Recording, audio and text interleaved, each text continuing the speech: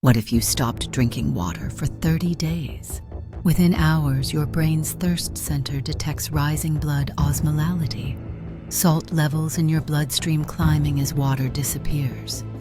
Your kidneys immediately cut urine output to conserve every drop, but toxins like urea and creatinine start to build. By day 3, blood volume drops, and the heart strains to circulate thicker plasma. The brain, mostly water itself, shrinks slightly inside the skull, triggering pounding headaches, dizziness, and confusion. By the end of the first week, your mouth is dry, your tongue swollen, and digestion slows because there's not enough fluid to move food through your intestines.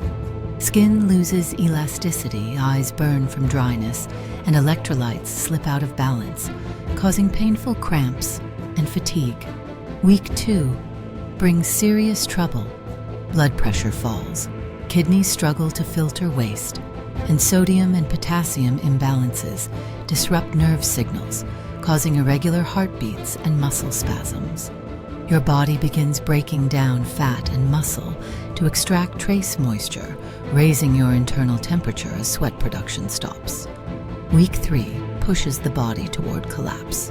The liver and kidneys approach failure, and toxins saturate the blood.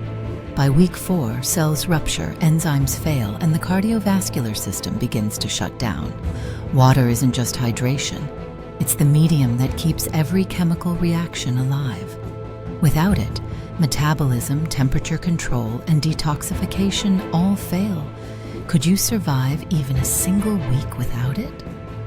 Subscribe for more fascinating, mind-bending what-if fast facts.